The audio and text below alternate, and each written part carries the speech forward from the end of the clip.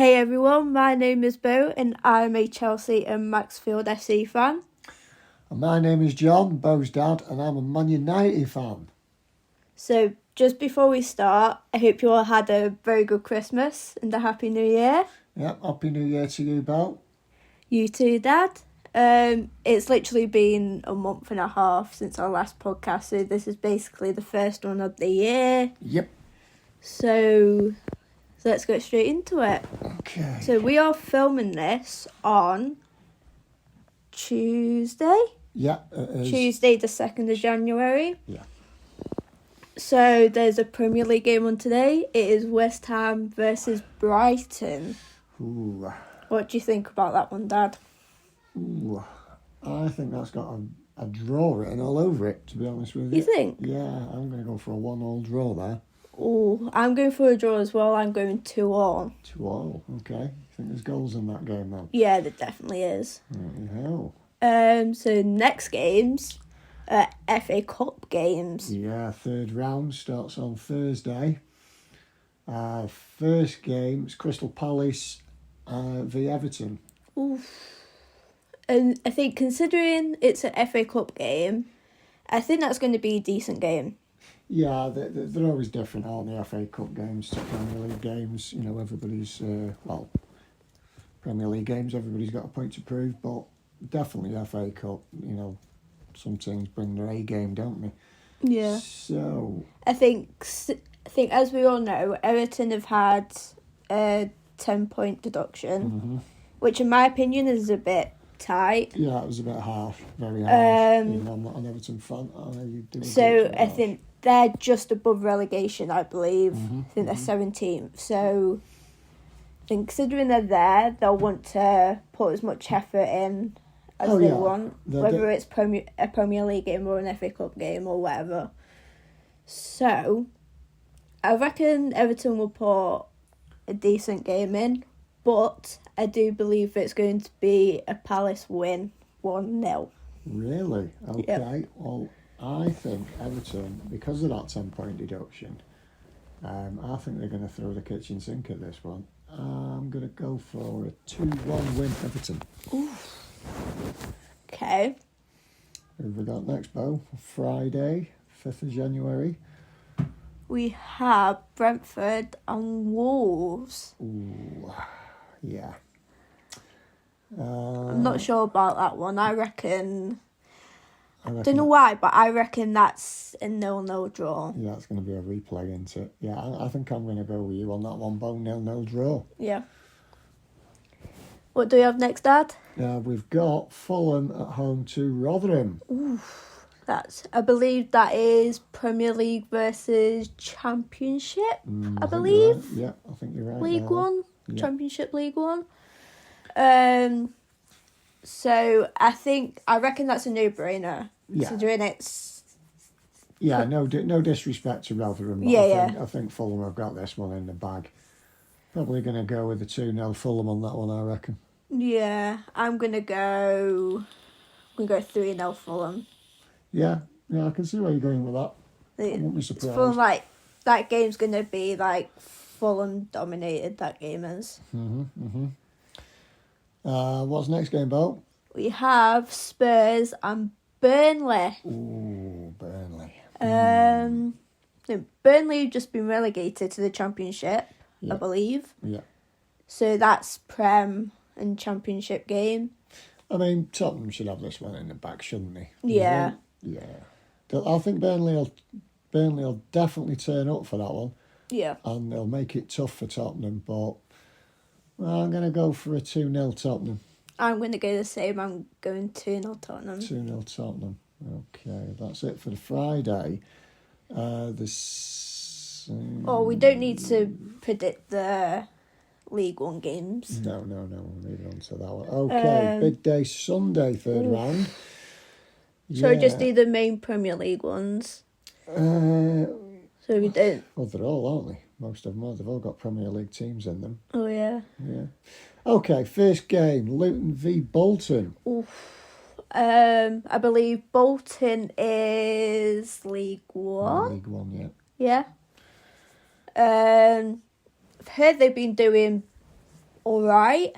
And considering obviously Luton's in Premier League now, so I reckon that might be a tight game. You think so? Yeah, because I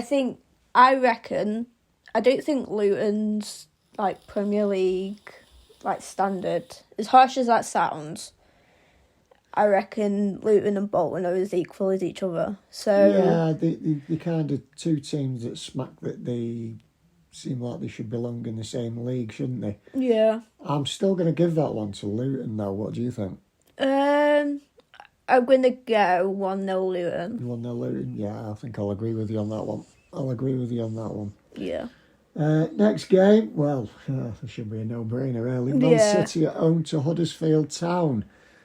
I mean... That is a no-brainer. Yeah. That's City win all the way. Yeah, I mean, like like a lot of teams we're seeing against Man City, they'll throw the kitchen sink at them for 10-15 minutes, and if they're lucky, they'll get a goal. They'll just catch City sleeping. They may get a goal, but as we all know, it's Man City. When they get into that second half and stick it into top gear. I wouldn't be surprised if we didn't see a 4-1 City there. I'm going 3-0 City. 3-0 City, okay. Next game, Beau.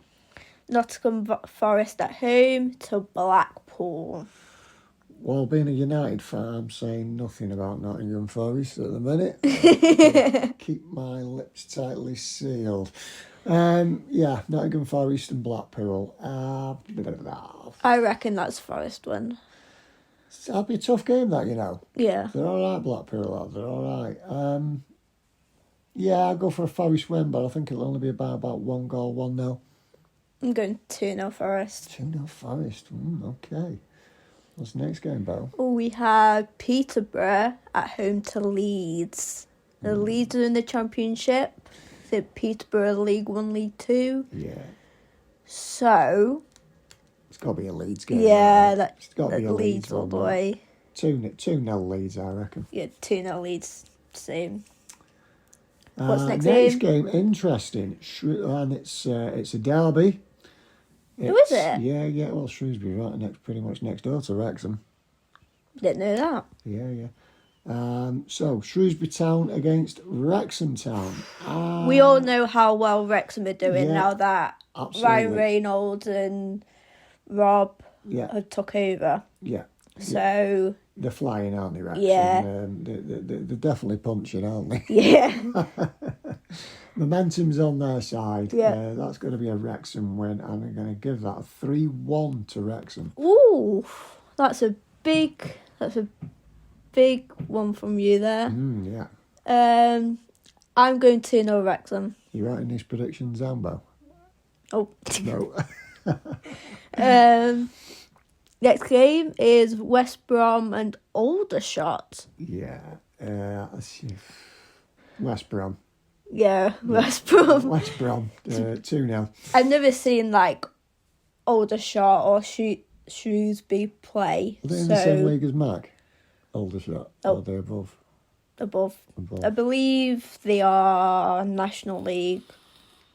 I believe. Okay. Well, I'm giving that West Brom anyway. Yeah.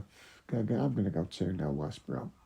I'm going to go for a different prediction from you. I'm going 1-1. 1-1. Yeah. Interesting. Next game, Dad?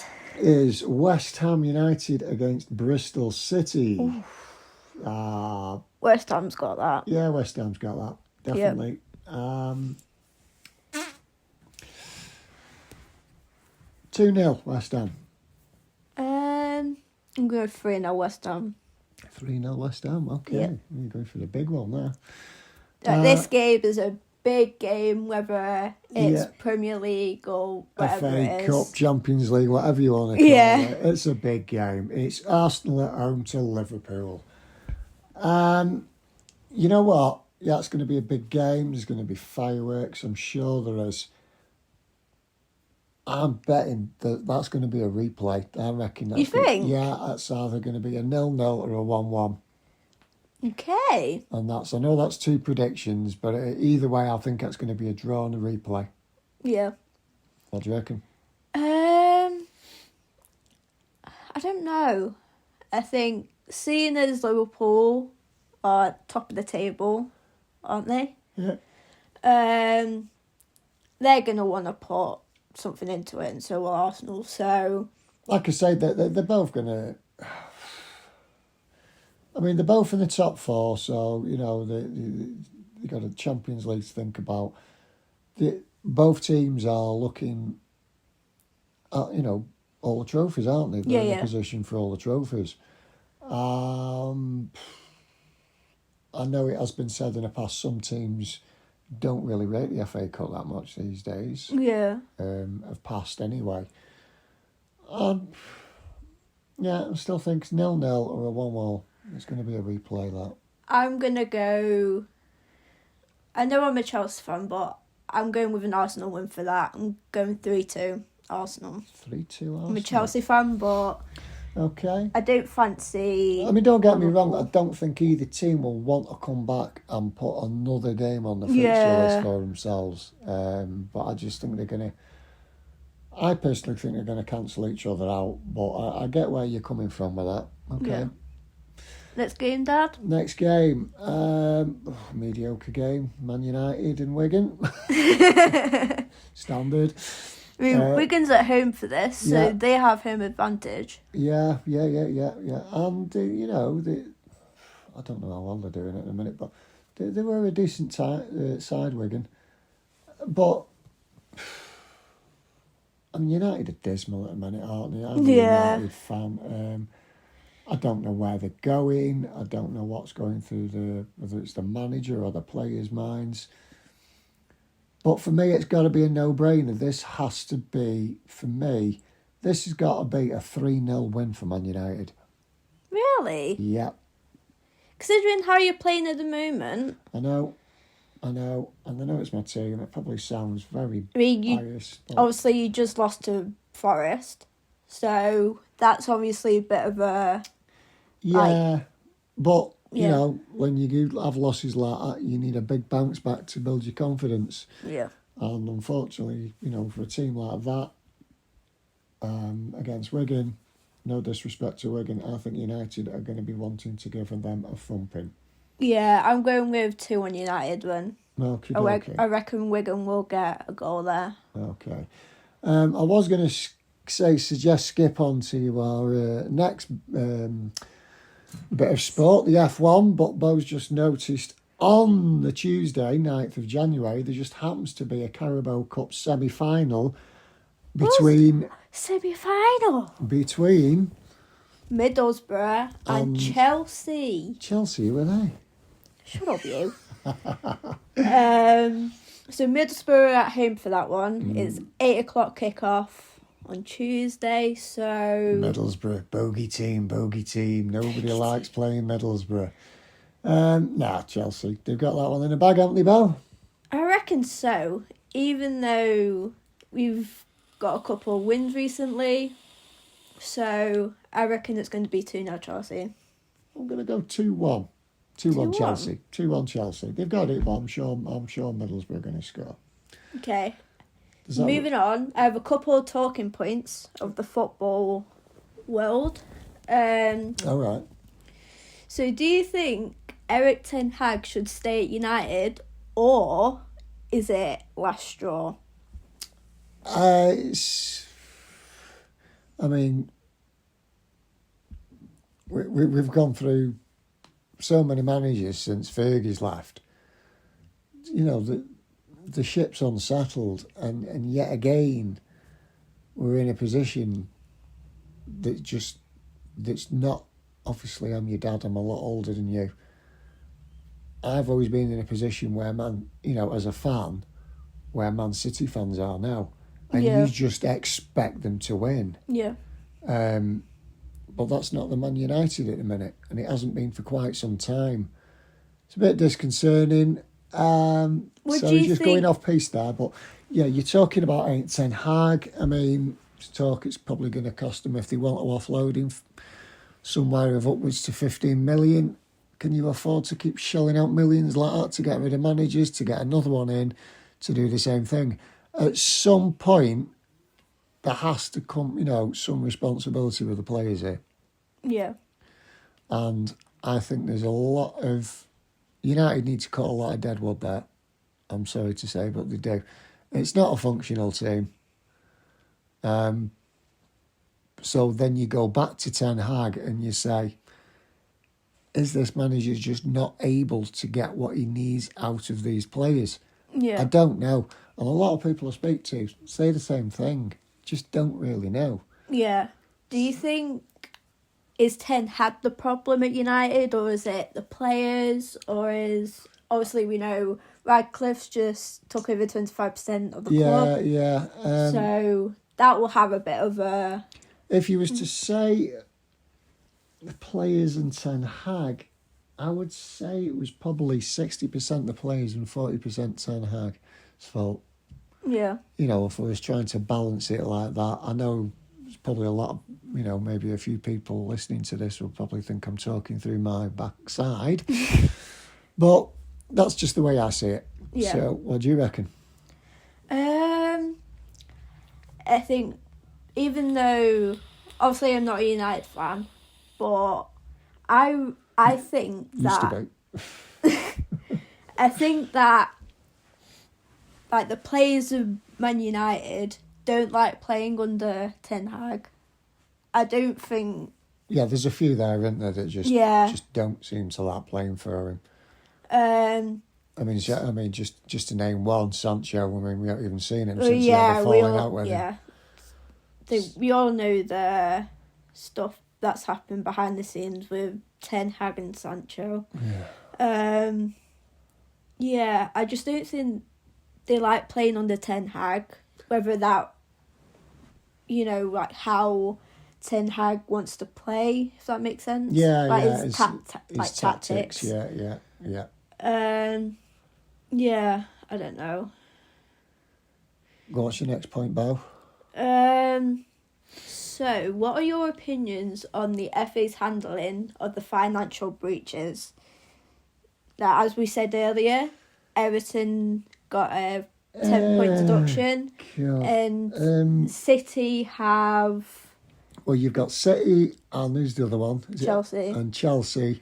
I think City have over 100 breaches. Yeah, big football clubs, not a lot seems to be happening. Seems very unfair. And then you get somebody like Everton. I mean, Everton had one breach, right? Yeah. And they got a 10-point deduction. Yeah, it's harsh. Yeah, the balance is... It's not there at all. I mean, like you say, everybody knows how many City and Chelsea have got against him. And then you get the likes of Everton that have one and get a 10-point deduction. Yeah. Doesn't seem to be any fair balance there. And I think they're getting it wrong. They're getting it wrong. Yeah. They're definitely getting it wrong. Like, City have over 100 breaches, right? What are going to happen to them? The worst thing that's going to happen is... It's going to cost them a few quid. The worst thing that could happen is be non-extinct from football. I don't think relegation is even the worst thing for them because the amount of money they have. Absolutely, yeah. I mean, Everton's a Premier League side, but it's not the richest. And taking a hit like that for a team like Everton, that's massive. Yeah. That is massive. If you was to say, let's just say, for example, City was to take the 10-point deduction, where they are, there'd be a hell of a lot of news about it. Oh, yeah. It's not like they care. No, they've got the financial clout, the players, the management. They just fight their way back up, to, I think, pretty much to where they are now. Yeah. But no, that's a big hit for someone like Everton, and I don't think the FA have got that correct. I really don't. I reckon it's kind of the same with Chelsea because Chelsea have a lot of money. In the summer transfer window, we spent $1 billion. Yeah. So why are you not winning the? It's not like we don't have money either. Why are you not in first place, Beau? Yeah. Bit of a I think the FA's handling of it is obviously not the best. Yeah. No. And it definitely needs improving. Let's Totally just say agree. Totally agree. Go on, moving on. What have we got next? that. Well, I think we kind of covered on this already. What is the problem at Radcliffe United and Todd Bowley's Chelsea? So, obviously, United and Chelsea have been shocking. Yeah. We all know that. But I think we kind of covered it over United. I think with Chelsea, I think we've been... Similar story, I think, with Ten Hag. You've had a couple of managers. Yeah. You spent a lot of money, and it's the manager getting to play that talent in a way, to find a winning formula with that talent that he's got on the field. But on the same score, I know I don't keep bringing Man United up, but they're blowing out on cold. They'll play one week and you think, oh, wow, what an awesome team. They're playing brilliant. And then the next week, they don't turn up, just like United. Yeah. So there's something going on. Yeah. I think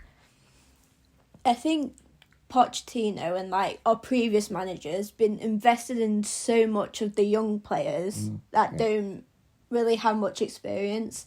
They have potential, but they don't have experience in the Premier League. Well, there was a famous saying that before your time when somebody said to a certain manager, "You won't win out with kids." I'll leave that one for the audience to comment on that. Yeah, I think they'll know what I'm talking about. Yeah, I think I wouldn't say too much, but we've invested in young players a lot for the past few years. 80% of our team are young players. You should invest in it. That's how it comes through the grassroots, really. It's, yeah. I mean, yes, buy talent in, finished players, but mould them around the team that you bring up. That should be that's how it should be, I think. Yeah. I mean, going out and spending $1 billion, and I'm not just picking on Chelsea for this, but going out, well, it just goes to show, going out, spending £1 billion on players doesn't necessarily win you a Premier League, does it? Yeah. Pochettino, got a lot of time for him. I think he's an awesome manager. Yeah. He's brilliant. He did great at Tottenham. Yeah, I like the guy. Yeah. I hope he does well with him. I think we just need obviously we do have experienced players, we have Thiago Silva, but he's going soon because he's nearly 40, so he's literally at his end of his career. Spring chicken. And we have Reece James. I mean, he's 24, right? So he's still a bit young, but he's experienced. Yeah. He's been at the club for a long, long time, through the academy. So he knows the club and he knows the competitions. So, yeah, I don't know. I hope Todd Bowley doesn't spend $1 billion again. No, I don't think they've got an extra $1 billion in the bank to spend. Anyway. Yeah, so yesterday marks the first day of the January transfer window. Yeah. So, what do you think United and Chelsea need to do during this transfer window? And I'm not overly experienced in looking at this transfer window malarkey. I've read a few articles, and as far as United's concerned, all I keep hearing is United have got to get rid of a lot. Yeah. I don't think you'll see a lot coming in, but there'll be a few offloaded. I wouldn't be surprised if there's a few offloaded at United. Yeah. There's a lot of big weekly wages there, that aren't delivering the goods. That either need to be loaned out or just cut loose. Yeah. I reckon with Chelsea, I think we definitely need to invest in experienced players. Yeah. And not just young players. Don't you think you've got enough experience there? I think if you look at this, right, when we won the Champions League, basically I would say 90% of them players are buggered off to play somewhere else. Yeah. I think it was only 3 of them that still play for us now, which are Reece James, Chilwell, and somebody else I can't got remember. me thinking now. And for that is bad. And that just shows how Chelsea must be so bad with, like, I wouldn't say trying to improve in like games and stuff, but I think what's happening behind the scenes and with the training or whatever, it's not the best. Yeah, I mean, just going back to recent history, I mean, obviously we all know what happened,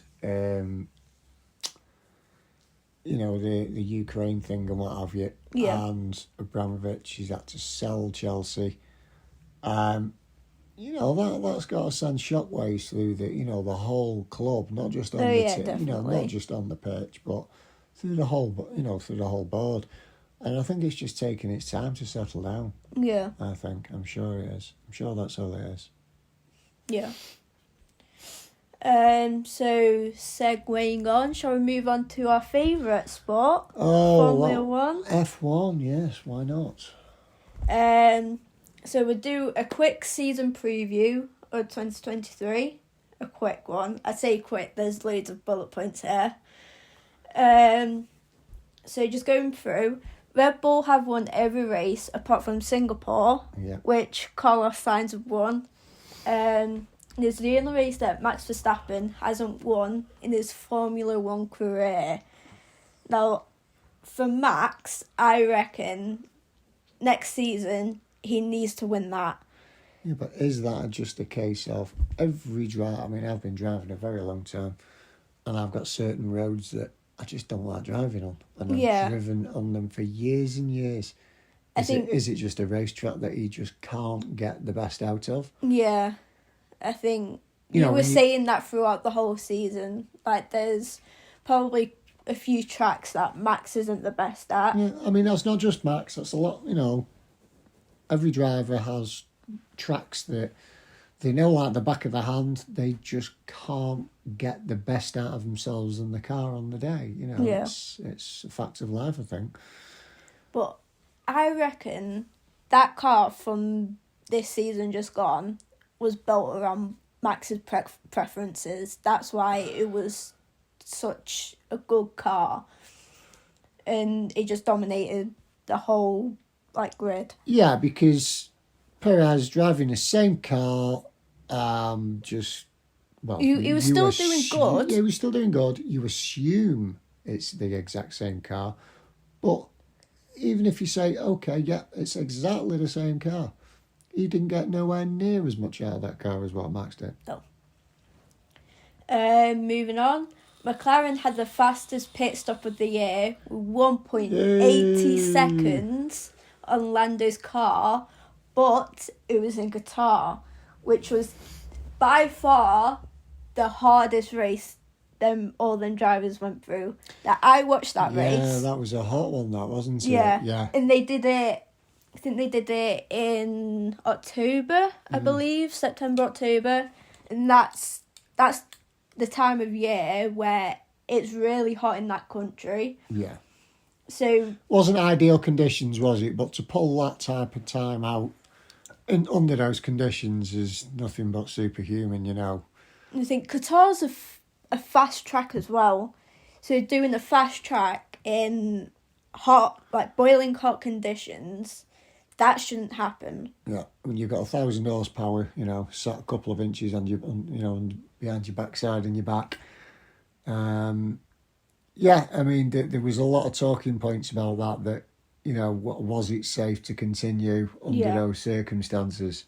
I mean, fair play to the drivers who managed to do the whole race in them conditions, because there was quite a few who had to retire. I'm trying to think of one that actually pulled out. He was really sick, weren't he? I can't think who it was. Oh, I know it was one of the Alpines Yeah, It he was was really poorly. Ocon or Gasly threw up in the helmet. That's it, yeah. He was that bad. He was throwing up, weren't he, the poor lad?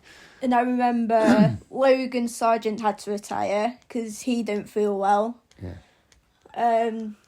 You can only put it down to the conditions, can't you? The heat and that. I mean, I know these guys are supposed to be a lot A1 athletes, but, you know, at the end of the day, they are human beings. And at some point, you do feel the effects of the elements if they are extreme like they were in Qatar.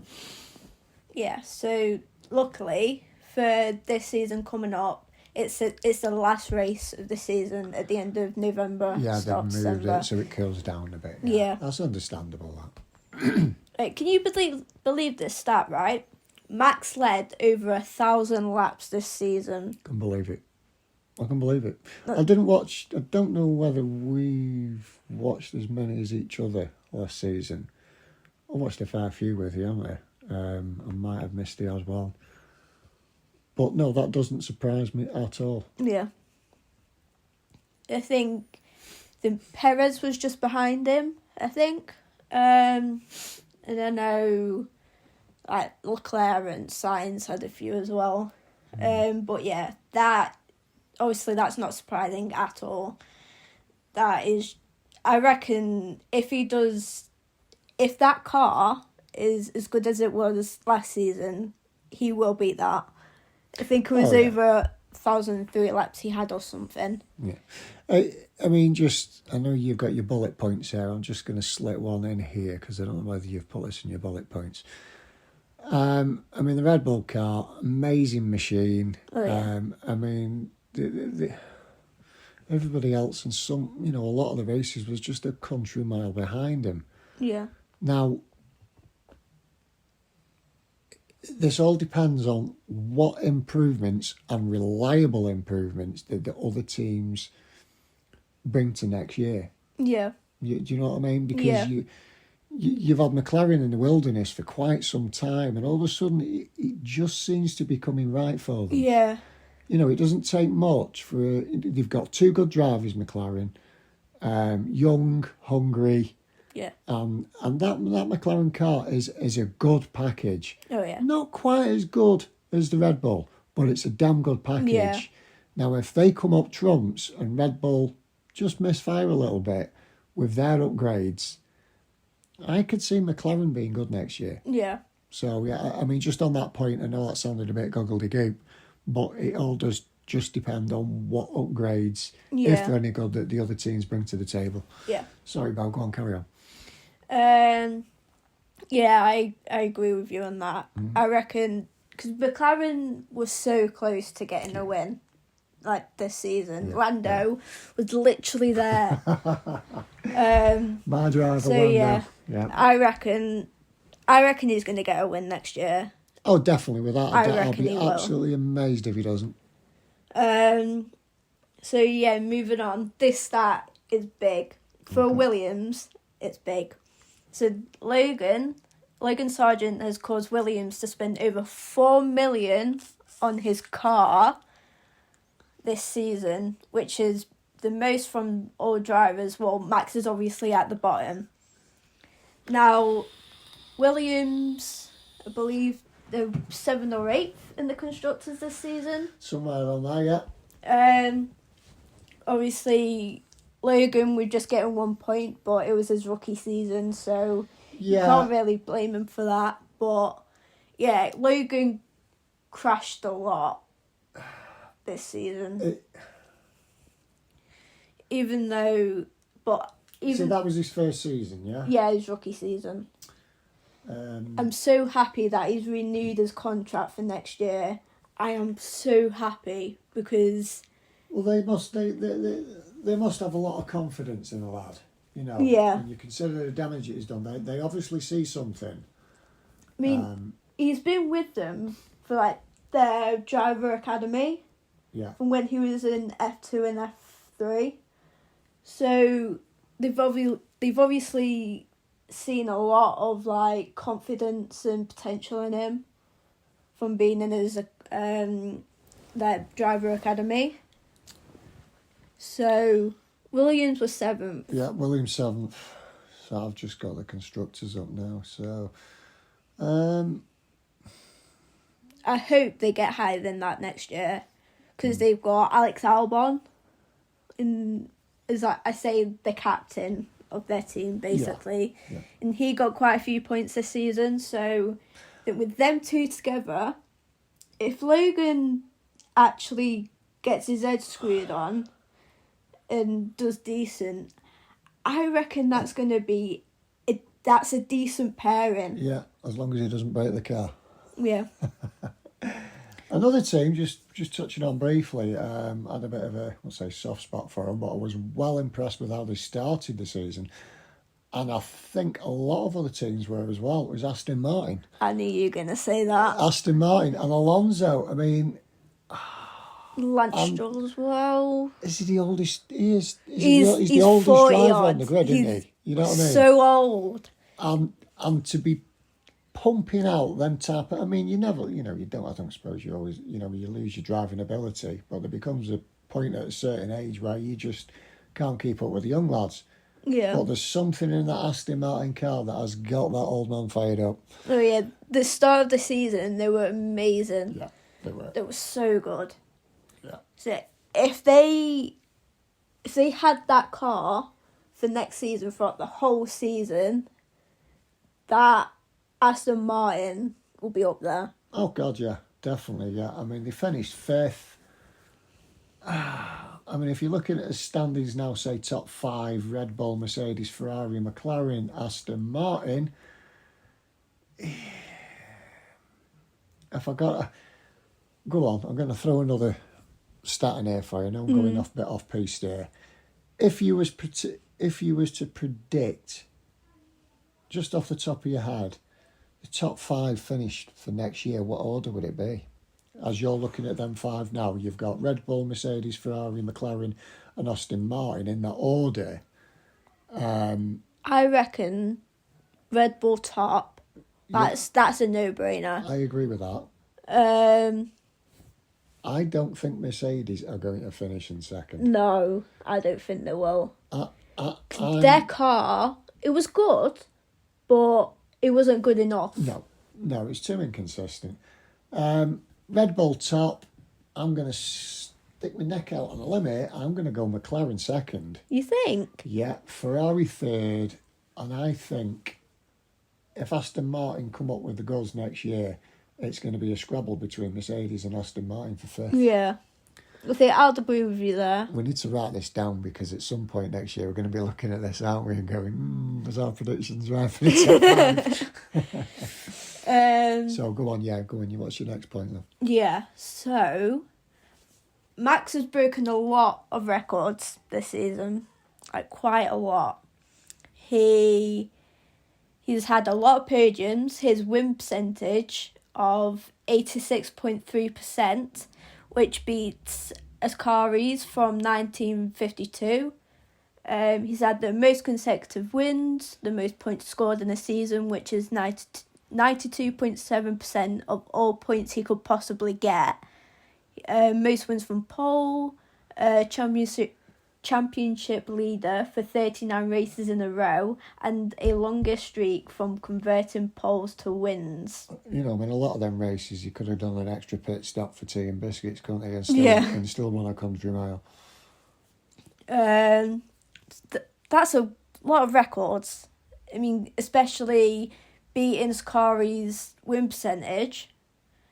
That's big. Yeah, absolutely. For as young as he is as well, he's mid-20s, like 25, 26. That's big.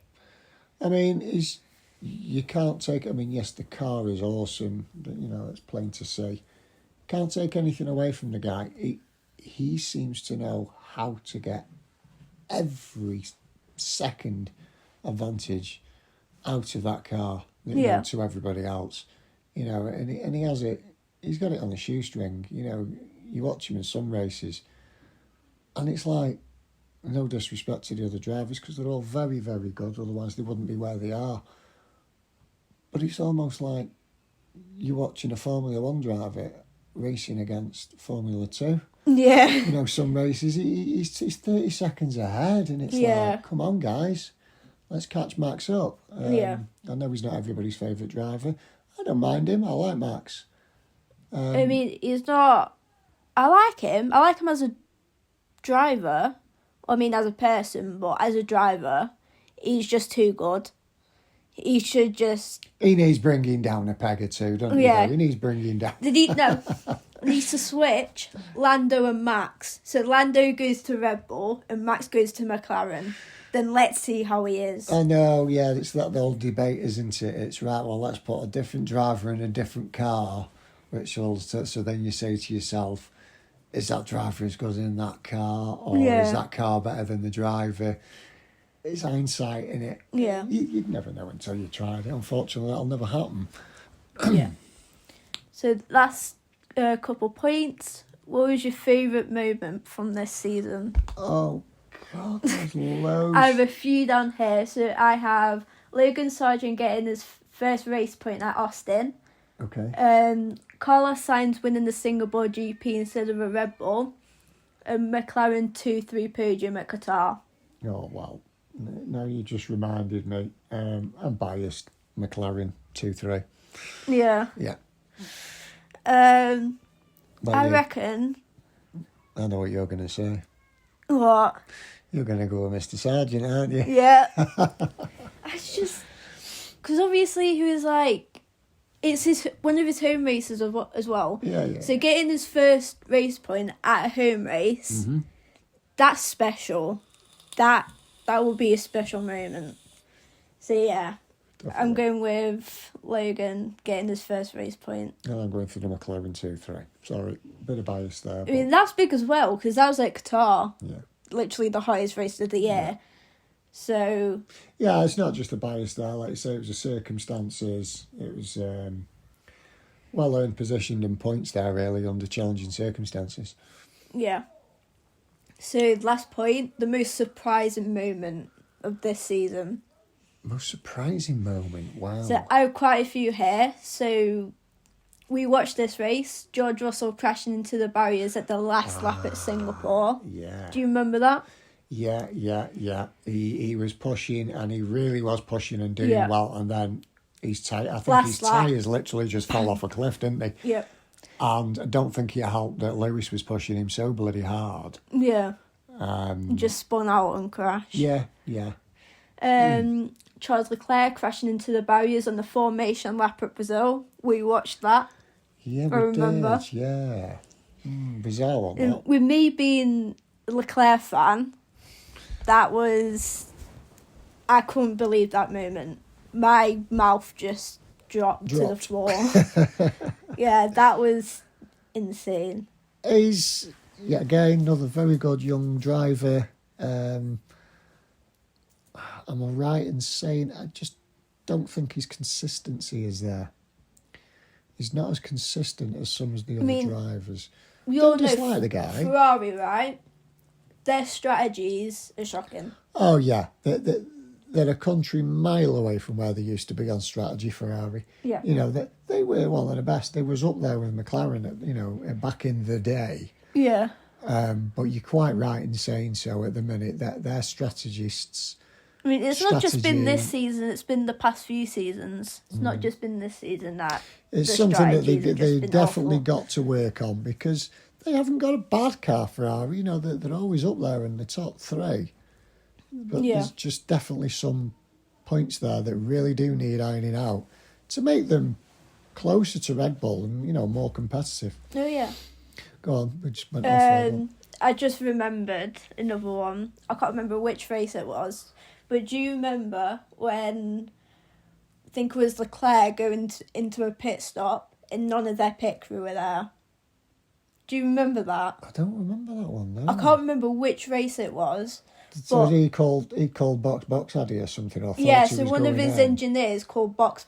Yeah. And he went in and none of the pit stop crew was there with the wheels. I mean, that's just total disaster. That's just typical Ferrari. Yeah, it's racing suicide, isn't it? Yeah. And we have Carlos Sainz getting a 10th place grid penalty for hitting the grid at Las Vegas. Yeah, That was big that's headlines. big talking point. That I don't get it. how can you? It wasn't his fault. No, exactly. How can you deduct 10 points from somebody who's hit a grid, which is the responsibility of, well, first of all, the FIA and their, and the people who own the track. Yeah.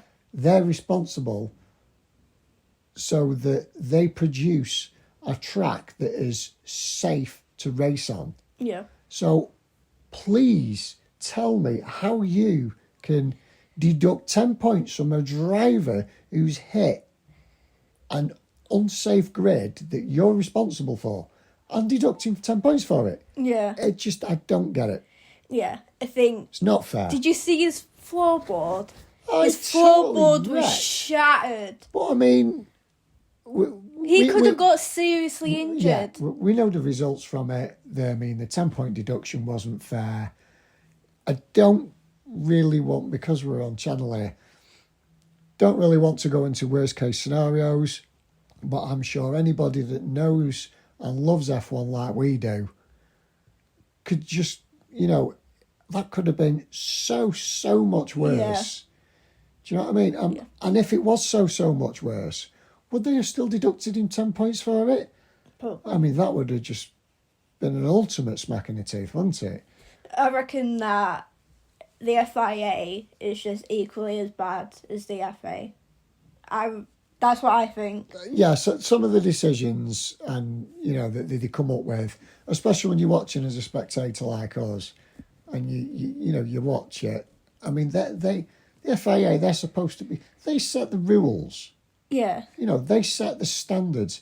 They are the so-called experts, and yet some of the decisions that we watch, like that, I mean, that's just up there. Yeah. And you think, how are you coming to these conclusions? Yeah. It's just not right. It's not right. I think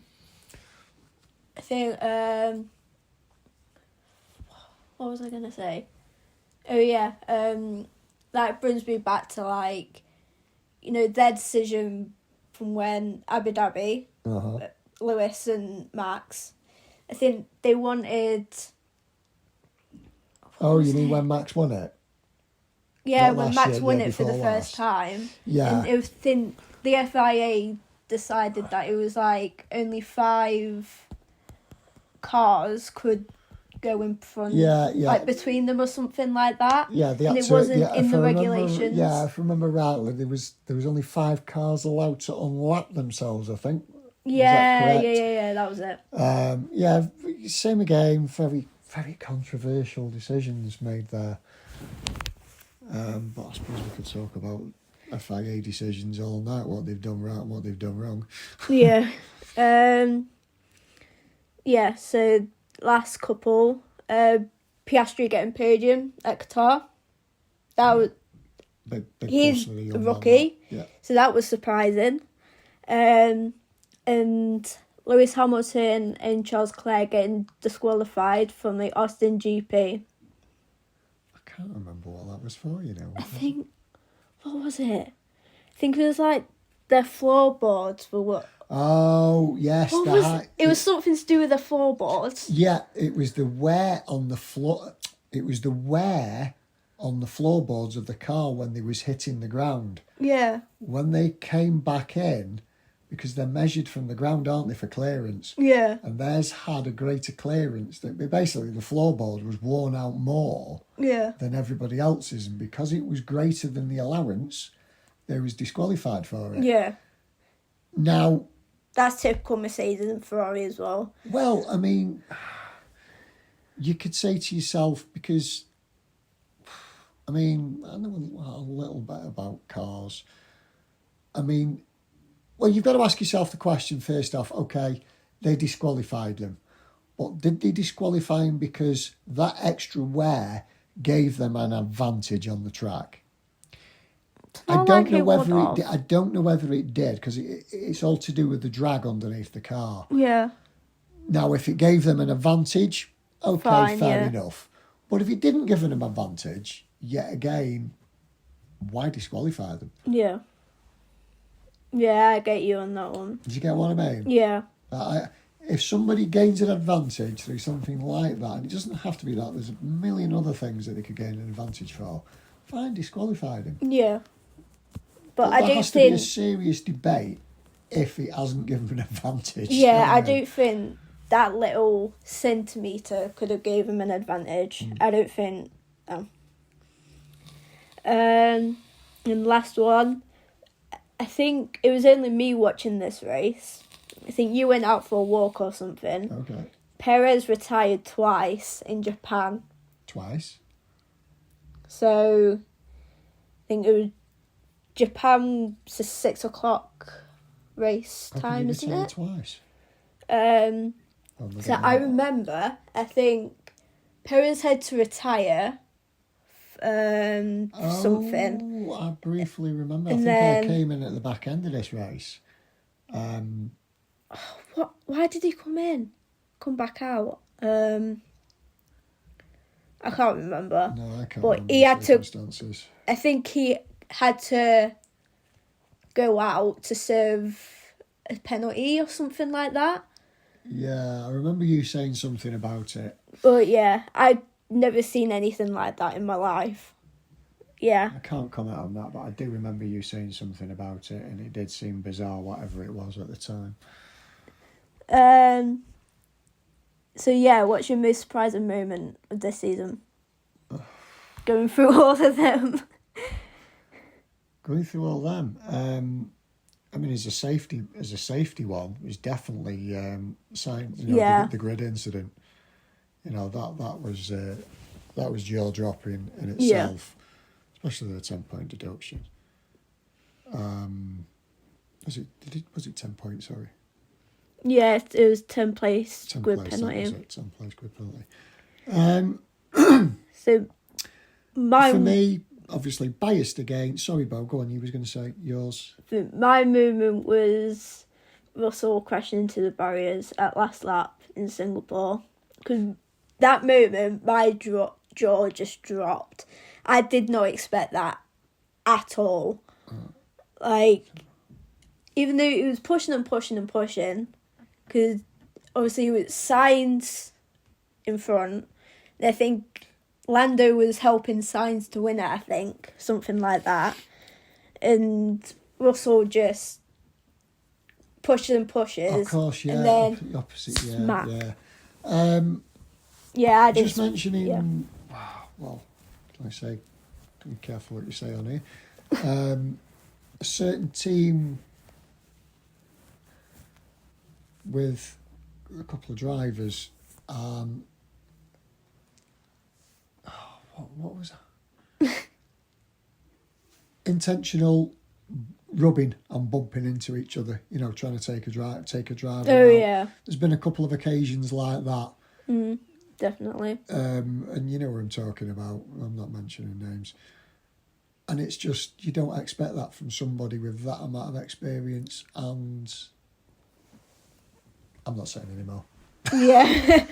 There's been loads of talking points with F1. There's so many, I can't remember them all. Yeah. But last year it was a pleasure to watch, and I'm hoping more this season.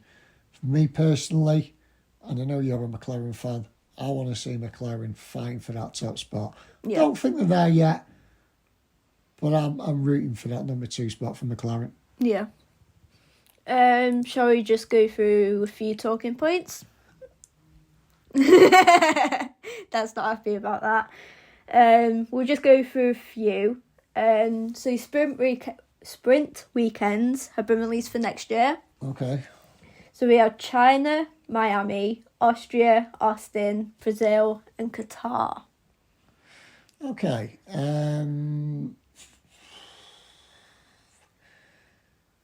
Do they make an overall impact on the actual race? Probably not. Do you know what I mean? Obviously, we have... You're watching a short race, and you think, and you watch the final order of that, and you think, well, that's how it's going to be in the race then. Yeah. But seldomly it's not. No. Because they do, like... I think they have practice, and then quali, on the Friday, Yeah, yeah. and it's actually the qualifying that sets the grid as normal. And then So you the have Saturday is the sprint shootout, whatever that But is. that has no bearing on when they finish to what order they start in the actual race, does it? Is that correct? No, the sprint has nothing to do with No, it doesn't, what- does it? No. like what order they do in the race. So, I mean, yeah, it's practice round the track, and it's a good practice because it's a full-on race, only shorter. What's your opinion on them? I think sprint races, I get it, because they do sprint races in F2. So F2 do a sprint race and then a feature race, which is an actual race. Okay. So with sprint races, I get it, but I'm with old the new school. introduced sprint shootouts, so I think it's just like 3 sets of like going out on the track. Okay. I think the first 2 sets, they have like a mandatory like set of tyres on, and then the last one they have a mandatory set of other tyres or something like that. So, and that's a new system that they did for last season. You seem to be a bit more clued up on that than what I am. In my opinion, I don't really see the point in that. I think they should still do the sprint races, but I don't think they should keep sprint shootouts. Yeah, it's like they're overcomplicating it by the sounds of it to me. Yeah, okay. Go on. So, new one's just been announced. Alfa Romeo will run under a new name for the new season, which is Stake F1 Team. And we know that, obviously, the rapper Drake he released the name of it. And I believe that he's also an investor in the team. Okay, I think so. Didn't know that. So, yeah, that's been released. Okay, well, I mean, the full name is Stake F1 Team Kick Sauber, but I think we'll all say Sauber instead of Stake F1 Team. I mean, if they're going to improve, I mean, where were they? Alfa didn't. They finished second to bottom, didn't they? Yeah, behind Haas. They didn't do that well last season. No, I mean, if it's going to be an improvement, AlphaTauri and Alfa, I still think Williams is still going to be in a battle with Alpine. Yeah. If it's going to be an improvement for Alfa Romeo, I'm going to be harsh. I think it's only going to be by 1 spot. They're going to be fighting AlphaTauri and the Haas. If it's going to be an improvement for them, they're probably going to finish maybe 8th, something like that. Yeah. If not, if it's the same old, probably the same as where they are now. Yeah. I think Sauber have Bottas and Zhou Guanyu as the drivers.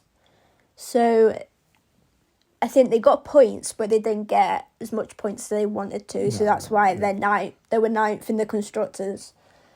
So yeah. Okay. Last couple.